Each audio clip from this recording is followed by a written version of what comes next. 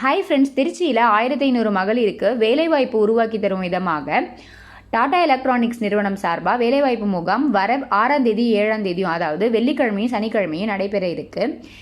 திருச்சி மாவட்ட வேலைவாய்ப்பு மற்றும் தொழில்நெறி வழிகாட்டு மையத்தில் செப்டம்பர் 6, 7 இந்த வேலைவாய்ப்பு முகாம் நடைபெற இருக்கு.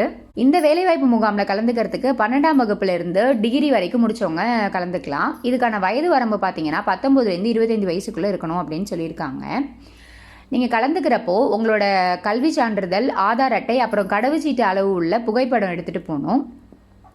இந்த வேலைவாய்ப்பு முகாமில் செலக்ட் ஆனவங்களுக்கு மாதம் ரூபாய் 19,629 நிதியுதவியோட 15 மாதம் பயிற்சியும் வழங்கப்படும் அப்படின்னு சொல்லியிருக்காங்க.